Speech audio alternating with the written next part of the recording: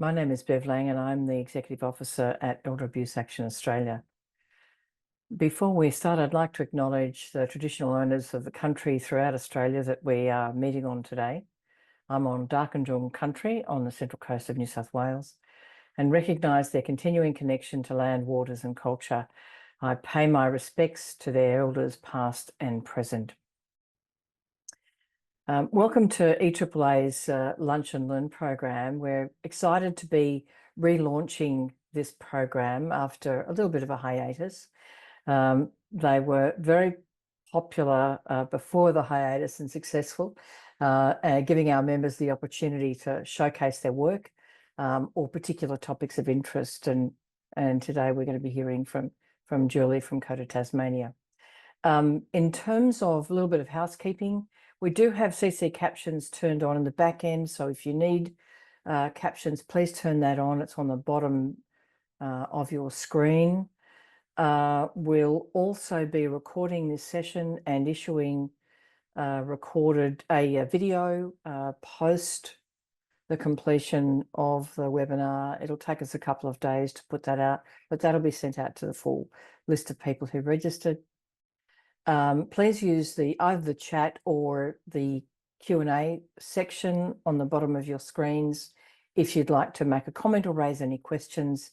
And of course, in these things, please be kind to each other and respectful in the language you may use during that process. Julie is going to give her presentation and then we'll do a Q&A before we finish up. So without further ado, I'd like to introduce Julie Andersson. Julie is the Elder Abuse Prevention Project Officer at COTA Tasmania. Julie has worked with communities over 35 years in community organisations, local and state government, and internationally in Sweden. With a Master of Public Sector Management and expertise on ageing and inclusion, her work in community development, advocacy and co-design is focused on elevating the voices of lived experience. Please join me in welcoming Julie, who'll share her insights from their project, Raising Tasmanian LGBTIQ plus people's awareness of elder abuse. Over to you, Julie. Thank you, Bev, and thank you very much for inviting me to inviting COTA Tasmania and myself to kick off this fabulous series again. I'm really happy to be here, and thank you to everyone who has taken an hour out of their day to come and hear about this co-design resource project. I'm going to share my screen, and I will just do that now.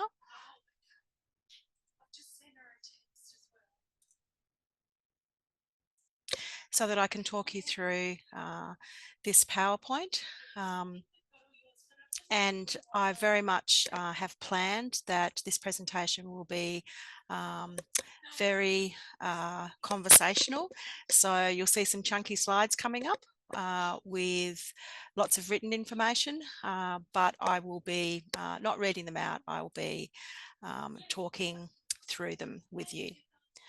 And as Bev said, I will have a chance, about 20 minutes, to answer questions and have a discussion.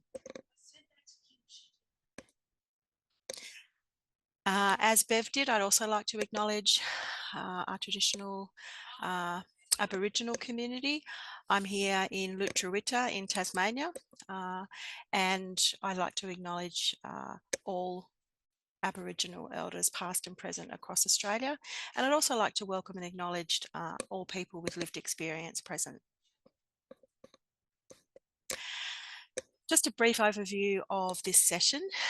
I'll be talking about why this particular project is important, what the aim was, a bit about the co-design process, our results so far, some brief lessons learned, and as I said, there'll be time for questions as well.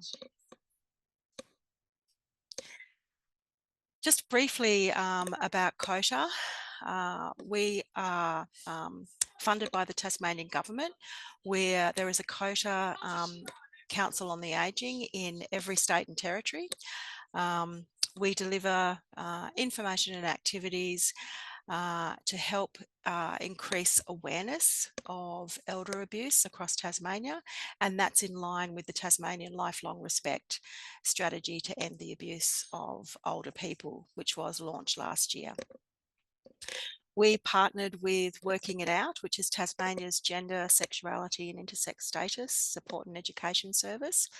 And the project's importance came about when a couple of years ago, Working Out and COTA Tas started a research study. And this was to address some gaps in the absence of LGBTIQ plus research about elder abuse. And this wasn't something that was new. This had been highlighted through the Australian Law Reform Commission and their response in 2017, and also through in 2021 in the National Elder Abuse Prevalence Study. Some of you might know that the Australian Institute of Family Studies has received funding to do research specifically in the LGBTIQ plus elder abuse area. So COTA and Working It Out partnered together, and we had hoped to get quite a number of people. We were surprised actually how difficult it was to engage people in the community. However, that's not uncommon, and it was great to have 6 people participate in this quality study to give their insights into how they understood discrimination, ageism, and the impact of abuse in their communities. That report was completed last year, and we launched it at Pride Party in the Park in Hobart this year in February. There were actually 13 findings or recommendations from the research. 3 key themes around advocacy, awareness and research. And in the awareness section, 3 of those findings formed the basis for this project. So the importance of the project is kind of wrapped up in what we aim to do. And this was the brief that we had. We were to work with a diverse number of people in the LGBTIQ plus community. The project was to specifically work together in a co-design process to design potential elder abuse awareness messages and mediums.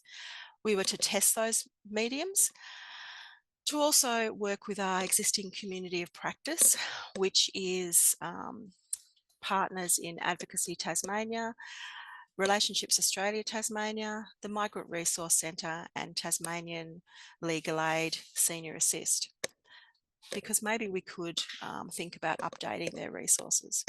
If we couldn't, we were to consider developing specific resources. The budget that we had for this project was up to $11,000, and that was to include recruitment of participants, to reimburse the co-designers, a very important element, and to design and print resources and any future campaigns. You can see we had a very short timeline to do this big project. We started in August. In actual fact, recruitment was finalised in early September, and we were to do this project up until this month. So a very short time space. And during the presentation and the outcomes, you'll see that we've actually achieved quite a lot in a short space of time. Just a little bit about co-design. And I've deliberately chosen this particular quote that relates to urban design. Because co-design is a function that is used quite a lot in urban design and possibly should be used more. Co-design, it's not the same as public consultation or public participation. Sometimes people use that interchangeably, and it kind of gives co-design potentially a bad name, because the difference between what is co-design and what is public participation is that in co-design, it's meant to be a collaborative, collective process.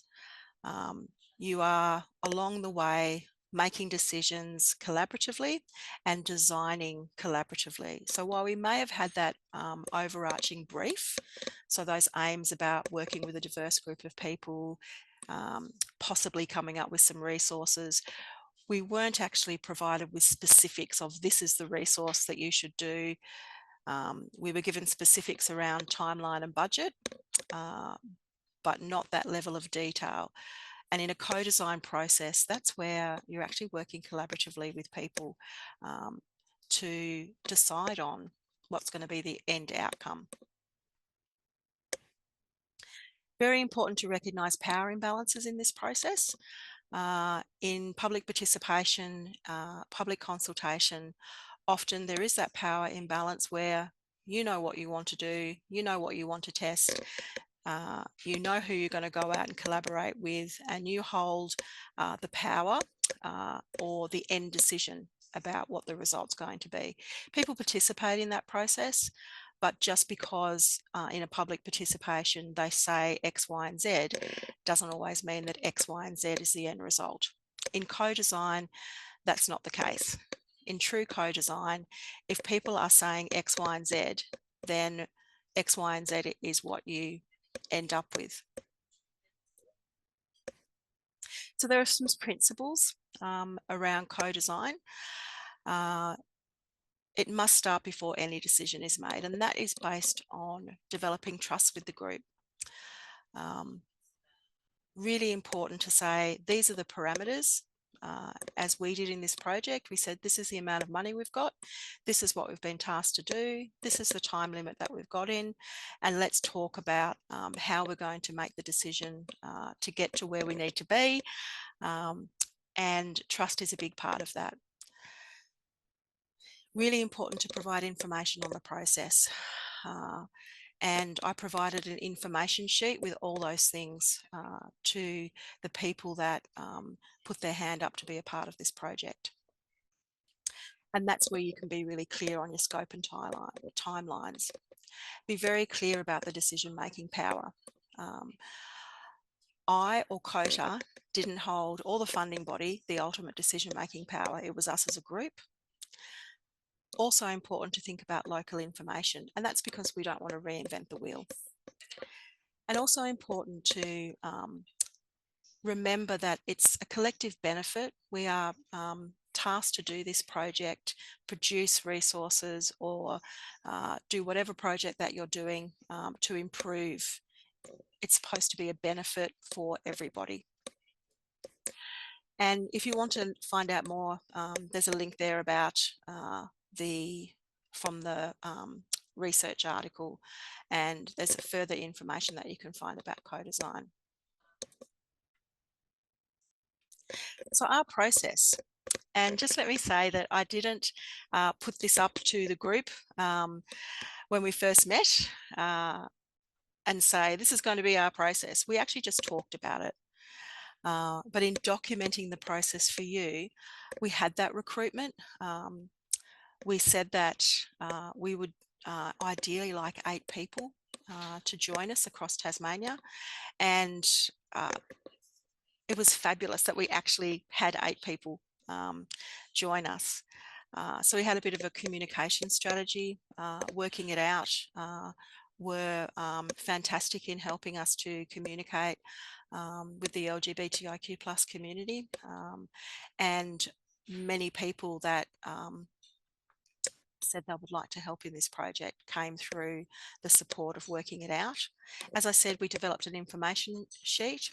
I personally called all people that said they'd like to join, so it wasn't just an email conversation. And at our first meeting, which was online, we created a framework for engagement. I actually said, how would you as a group of 8 people like to do this project together?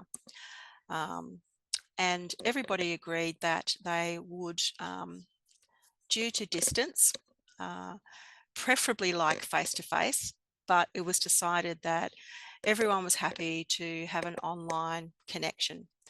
And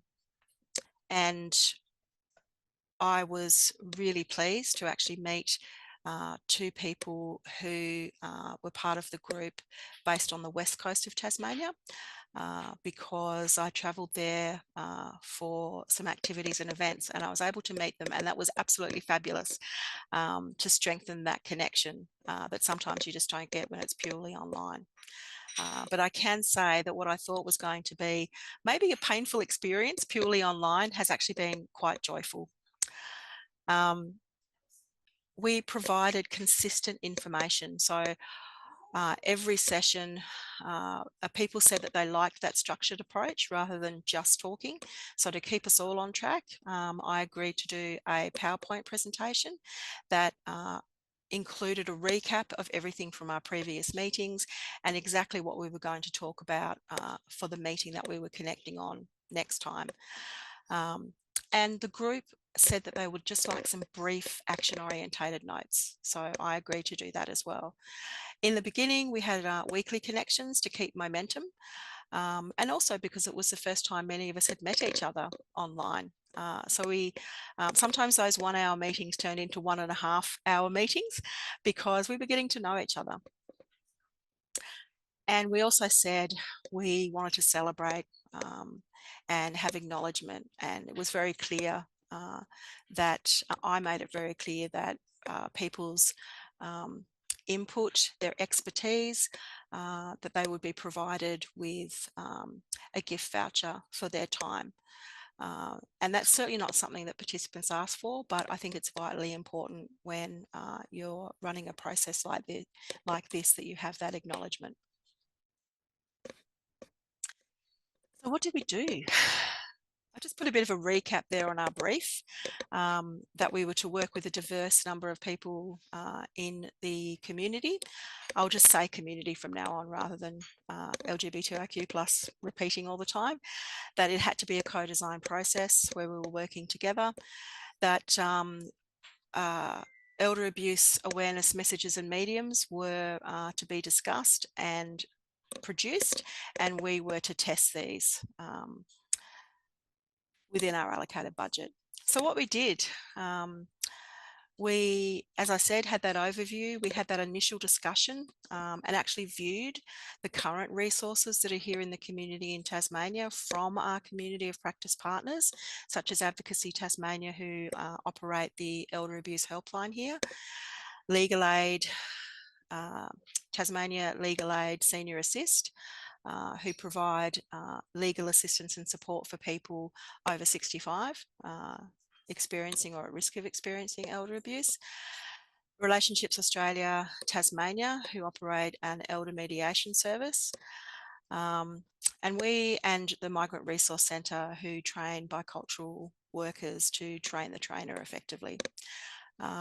So I posted resources to people that hadn't seen them before. I made sure that we were all viewing the same resources at the same time to have a discussion about what people thought about them. We also had clarity on just what is our target group. There was some toing and froing around that. And I was very pleased that most of the group said, let's just keep it simple. Let's not get too bogged down in defining things too specifically. We talked about what are the messages that we would like to convey and that you as a group think are important to convey, and how can we convey them.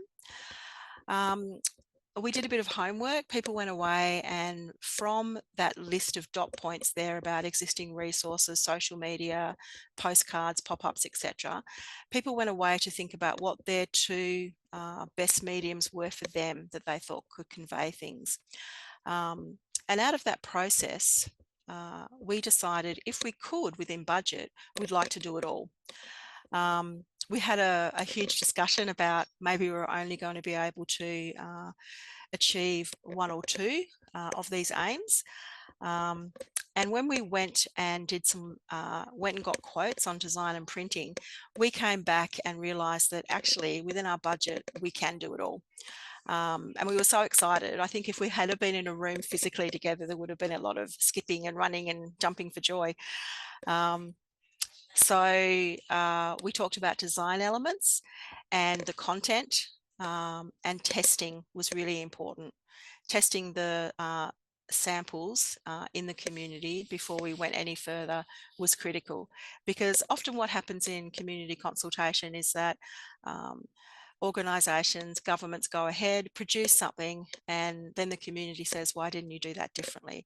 With co-design, you have the opportunity to work with the community that you are trying to influence and educate, and try to get the best possible result before you press print. So this slide is very, very wordy, but what we ended up doing is we did end up working with Advocacy Tasmania to reproduce their popular bookmark, which they weren't reprinting, and also a business card. Feedback from the community was that they were handy and discreet to be able to put in the pocket or slip into a book. New resources, it was decided to produce a larger A5 postcard and a series of 6 postcards. The reason why we did that, and that's based on the content. People said, we just want to keep it simple. We don't want a lot of information that's on there for organisations. We're about reaching the people in our communities that we know will respond to simple statements, questions that make people think about what does that mean, and perhaps going further. So the postcards were seen as a really good way to do that. I was actually really surprised that people said a social media campaign. That was, I think, number 1 on the list that people came back with. They felt that while some people may not be on social media at all, this was a really good way to actually target and enhance the knowledge of people that were, and also create more widespread awareness for younger allies. We also talked about the importance of the written word and audio. So we're looking at scheduling some podcasts next year, and also ramping up feature articles and content in magazines and newsletters. One thing that from the very first meeting, the group said was critical, and that is beautiful artwork. And I totally agreed. And as luck would have it, one of the participants in the group, Sabine, is an artist. And she said that she would love to provide some artwork to the group to have a think about whether her art might be something that would resonate with communities. And she was very, very open to, you don't have to like it, and we could have actually gone different ways to use different artwork. The other thing right from the start was that training was essential. Training in being able to not just plonk the resources out there and not have any conversations about why they're important. Before I show you the results of where we're up to so far, I took this picture this morning actually of pinned up on my board behind me of the existing, which is not being produced now, Advocacy Tasmania bookmark promoting the Tasmanian Elder Abuse Helpline. And it is old because Advocacy Tasmania even have a new logo now. That's the before version. It just had that on the front. It's a bit of a thicker and longer bookmark than normal, and it was blank on the other side. This is what it looks like now, or has been co-designed to now by the group. So this is the update of the bookmark, the artwork on the front there. So that one panel on the left where the artwork is taken from Sabine's artwork collection that she sent through for us to consider using. The tag at the top there, everyone should be able to live their life with respect and free from abuse, is a statement that the group came up with collectively. It's okay to ask the question, is taken from the Tasmanian government's existing taglines of resources and information on the elder abuse website. And the group said it was important to have that consistency of messages, as well as what they've come up with themselves. We've clearly highlighted there the elder abuse helpline number, the website to the government for more information, critical to put in the interpreter, critical to acknowledge Sabine as the artist and to provide some information there about her, and also really important to use the latest unity flag down the bottom there on the left, and acknowledge and use the Aboriginal flag and Torres Strait Islander flag. We have Advocacy Tasmania logo on this and the business card resource because we're updating their existing information. We love the way that this turned out, and the colour scheme is consistent with a postcard that COTA Tasmania released this year during World Elder Abuse Awareness Day. So we've tried to be as consistent as possible while being as creative and colourful as possible as well. This is the business card. Again, on the left is the front of the business card. On the back, same consistent messages. We had a long debate about the use of QR codes. For several meetings, we were absolutely adamantly not having them. And then we decided to put them in because we are talking about simple information such as a question, what is elder abuse, but not potentially giving people the option to go out and find the answer to those questions. This is what the A5 postcard looks like. It does look a lot wordier than the other resources. On the front is, again, Sabine's artwork there. On the back, this is where people said, it's a big postcard. Let's put our statement up there. Everyone should be able to live their life with respect and free from abuse, but also let's talk about what elder abuse is. And there are examples there on the left. It also gives the opportunity to list the support services that are available outside of the helpline here in Tasmania, and that's what we've done on the right there. We have deliberately put in the family violence response and referral line, sort of halfway down there in the information. And that is something that the group talked about a lot, and I'll talk about further when I show you the smaller postcards. So these are the series of the A6 postcards, and you can see again there, there are repeat of statements and Sabine's artwork. Again, asking the question about what elder abuse is. And as I mentioned before, the statement that elder abuse may resemble domestic family violence is a conversation that I don't think that we talk about enough, certainly here in Tasmania. And the group of 8 people really wanted this statement in here. It actually started off as a question, then they changed it, just to make that statement and start the conversation. And I think it was a really good inclusion. Again, are you concerned about anyone experiencing elder abuse? Are you experiencing elder abuse? And again, that repetition from the bigger postcard about, are any of these familiar, and examples. These are still in the draft phase, and so I'll just point out that the last dot point there about threatening to evict someone or refusing admission to aged care facilities, where I have actually had some feedback from the group and a couple of other people in COTA about changing that slightly because that statement could possibly be taken the wrong way. And that's why it's so good to test these resources. And that's our social media tile there, keeping it quite simple. So our next steps, we've got our final formal meeting with the co-design group on the 16th of December, and that's where they aim to sign off on any final adjustments before we go to printing.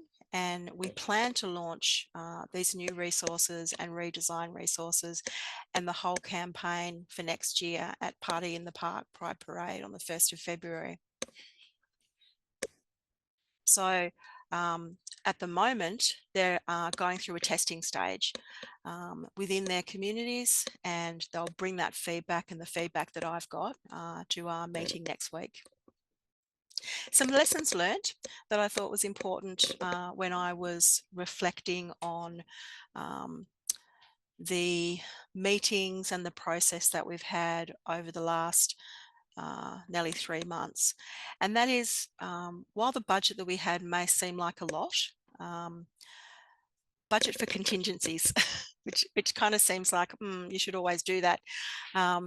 But sometimes you actually need extra time that you might not think that you would need.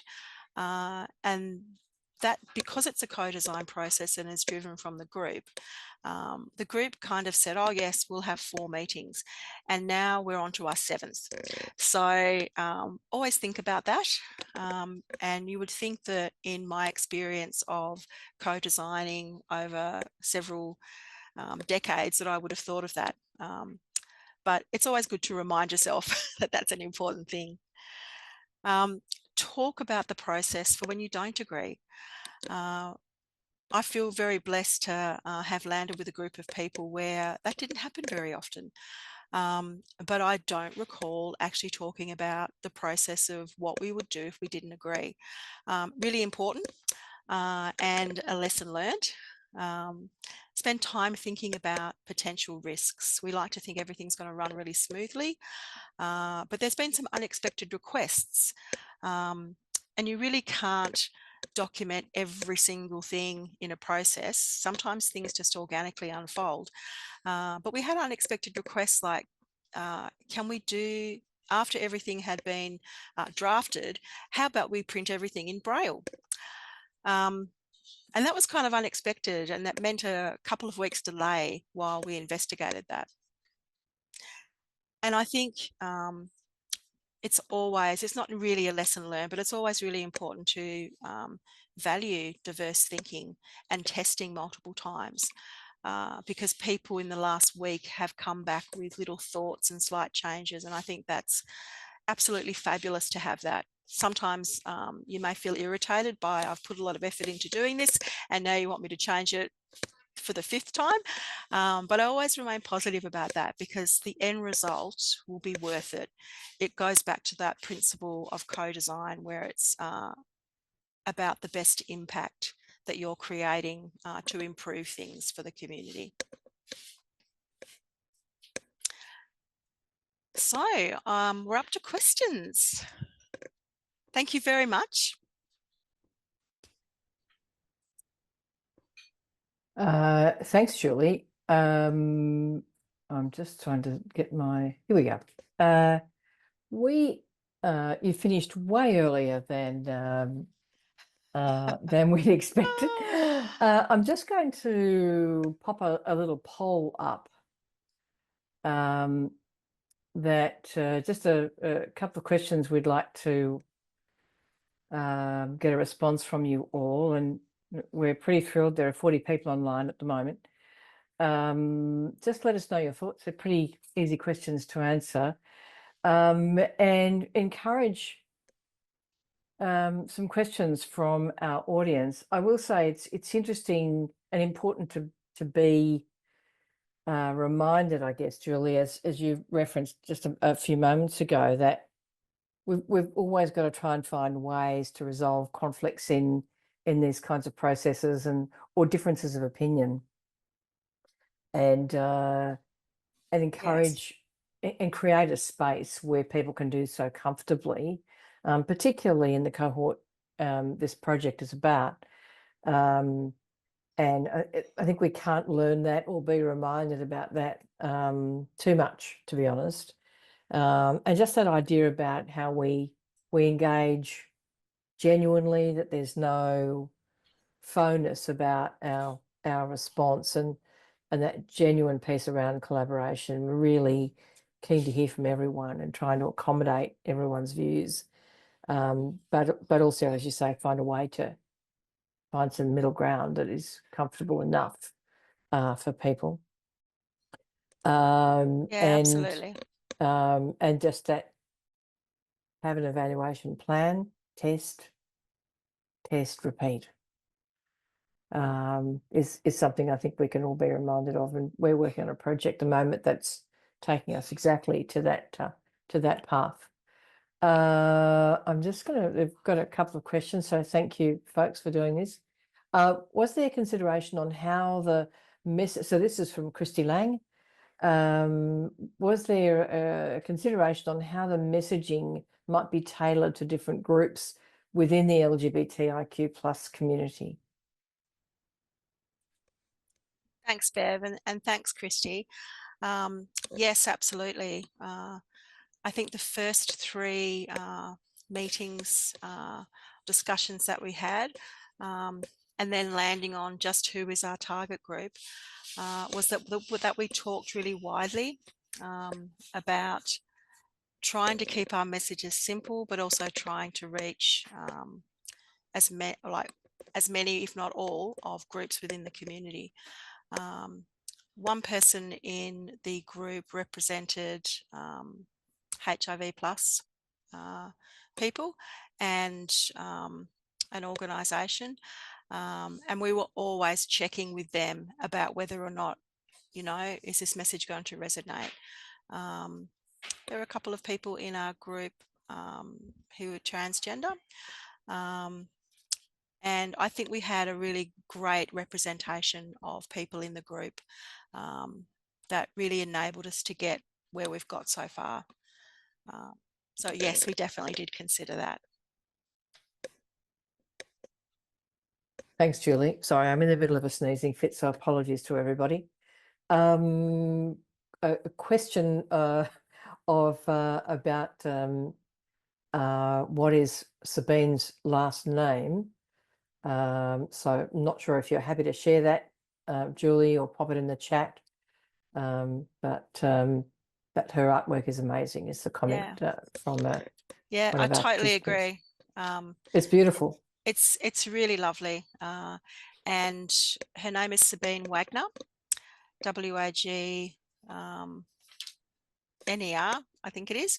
And we have acknowledged her on each of the draft collateral where her artwork shows, and her Instagram account is there. So I can provide that link to people because I think she had an exhibition this year in Tasmania. And it was just really fortunate to have her on the group and for her to offer the use of her work. It was great. Great, thank you. And another anonymous attendee is asking, have you done any or many, I think that is, pop-ups, and how did you and the group identify these and prioritize them? So we haven't done those pop-ups yet. That's what we plan to do next year. And really, it was a discussion around having education, having community education or training when we're rolling out these resources, and the value of that, face-to-face. As a co-design group, we've done everything online. But as I mentioned, I did travel to the West Coast and meet two participants, and we just sat around and talked for hours. And so our next meeting online, we talked about COTA Tasmania doing pop-ups in other areas of our work here, and how we could work smarter and work together on those, particularly in the West Coast where it's quite remote, to actually spend some time in the West Coast and perhaps have a standalone or a collaborative pop-up there would be really important, so that we don't just launch the resources in Hobart and then hope by osmosis and the drip effect that they'll just get out there in the community. They will online, but looking at a calendar of events and going around the state is something that the group is really keen to do. And I think most people in the group keen to be a part of in the future.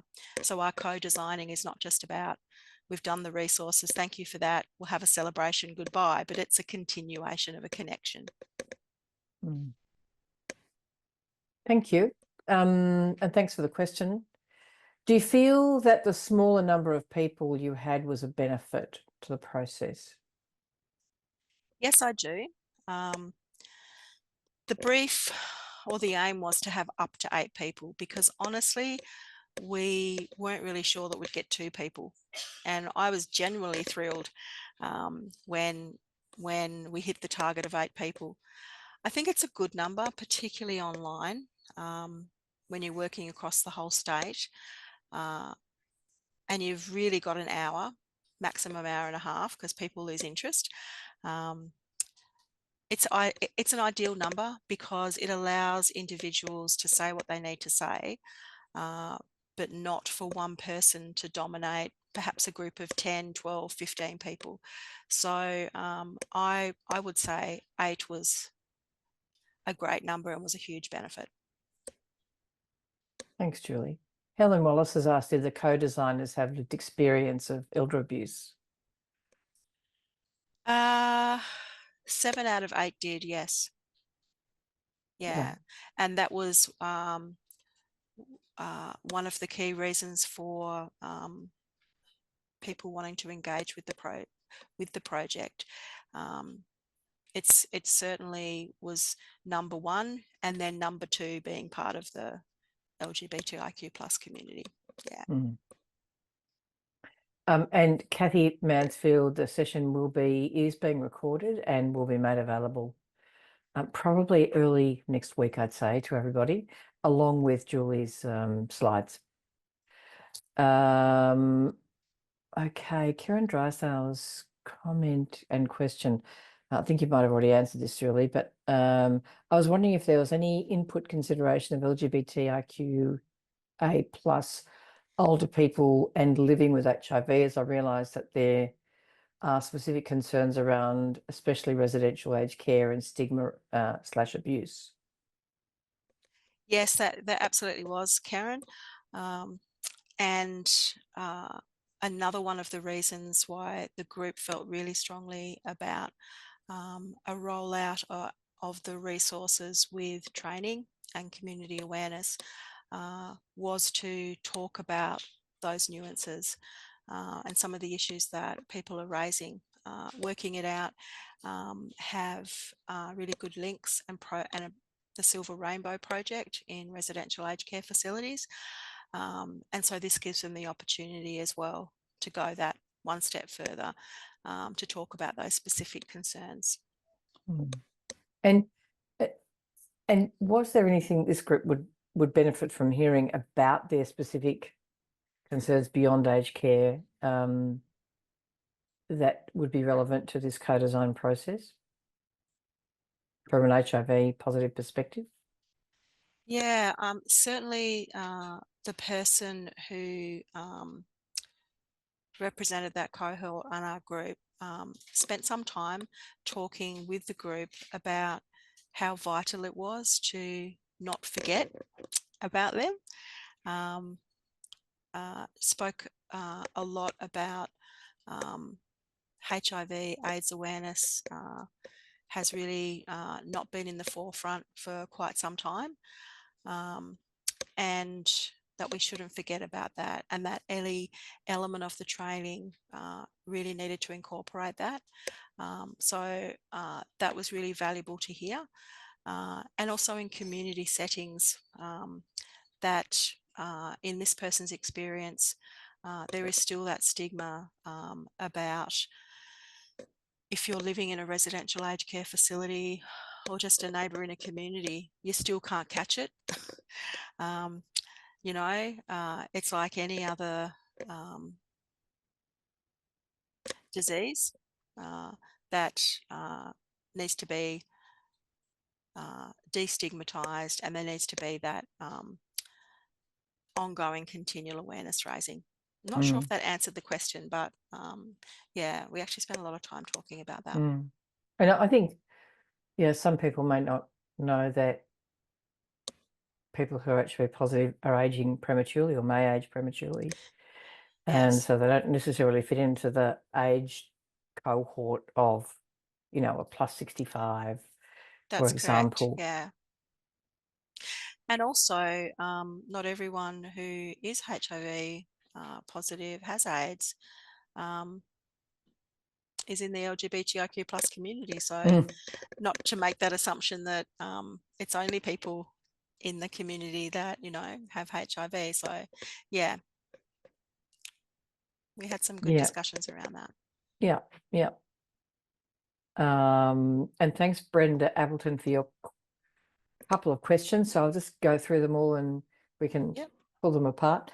You mentioned the importance of training, Julie. How widely are you able to provide training to support people and organisations and aged care providers to look out for elder abuse? First question. Second question, and to LGBT groups and support groups. Perhaps helplines or phone helplines may also be part of that Yeah. piece. Thank you, Brenda, for the question. I guess a large component of my role here is community education and awareness.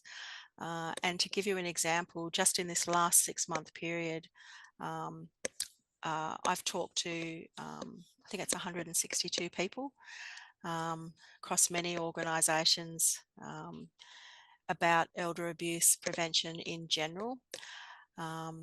And our partnership with Working It Out has meant that all of our education sessions, whether it's elder abuse, ageism awareness and prevention, active aging, care finder service, they're all mentioning the importance of the inclusion of the LGBTIQ plus community. So that's been really great. And so we're just naturally including that in our everyday awareness sessions, and we're busy across the organisation here at the moment looking at our training calendar, for want of a better word, for 2025, and making sure that we are planning ahead. We receive a lot of requests from organisations, but there are also organisations that we haven't reached yet in geographical locations we haven't been to. For example, down in the Tasman Peninsula, Flinders Island, we're planning a trip there. So I feel that as much within our time and our funding, we're able to incorporate what we've learnt in this project with our general community awareness and training. To specific LGBTIQ plus groups, it's having that awareness and making sure they're part of that schedule, and also our continuing ongoing collaboration with Working It Out. I did have contact details of both myself and Liv Hogarth, who is the manager of community programs at Working It Out. She could have joined me today, but she was started her holidays as of yesterday. So I feel fairly confident that we're able to achieve being able to have that training. But I do like the idea of a phone helpline, or having a message out there, Brenda, about people being able to ring in and contact us and or Working It Out about being able to hold some training, perhaps, if that's what your question meant. Yeah. It does feel like there's lots of opportunity in this area, and particularly in this particular cohort we're talking about, and engaging people adequately to make sure that the work we're doing is being targeted in the right way and messaging is appropriate. And of course, that within diversity is more diversity. And it's important to keep burrowing into the nuance that we need to try and share and communicate and include in our planning and thinking. It's Definitely. it's an important process. So I'm just going to give everyone a couple more minutes to give us any questions, and I will say that 77% of you have said yes to have you done a project where you think co-design could have benefited. 97% have said, oh, sorry, that's the second question. First question, 100% said, did the project example presented provide more insight into the principles of co-design? 77 people said yes to co-design could have benefited projects they've worked on, and 97% said yes to will you use these principles in the future. So I think it's a tick, tick, tick, Julie, to the method that you've presented and the example that you've provided us this afternoon. So that's great to hear. And Brenda has replied with, thank you, Julie. Sounds like you have a great rollout underway and are able to add to existing awareness training. And I should also say, just in case people have mixed it, Tanya Lehman said, really excellent presentation, very helpful. Thank you, Tanya. So if there are no other questions at this stage, I'm going to thank you, Julie, for presentation. We put it on COTA Tasmania about a month or so ago to help us with the relaunch of EAA's Lunch and Learn program, and they've said yes. Which one do you want to us to talk about? So we're really thrilled that you've partnered in with us today and sharing some really important insights into co-design generally and working with marginalised communities and the nuances and challenges that presents. Thank you all for joining us this afternoon in the sort of almost final week, full working week before we head into the festive season. As I mentioned earlier, the link to the recording and the presentation will come out to you in the next few business days, and will also be published on the EAAA website in due course. And from February next year, these Lunch and Learn sessions are going to be coming to you monthly. And we're really looking forward to bringing to you some quite interesting projects, things that you can no doubt be able to get your teeth into and learn as we broaden our communities of practice within EAAA. And I'd just like to take a moment to wish you all the very best for the upcoming festive season. Stay safe, stay well, look after each other, and we'll see you all happy and refreshed in 2025. Thanks so much, everyone, and keep an eye on your news devices and emails, because I believe the draft national plan will be available later on today about ending elder abuse. I think some of us have been waiting for it for a little while, so we're really thrilled it's about to be released. Thanks so much, everyone. And again, have a great rest of the week and festive season and holiday season coming up. Thanks so much.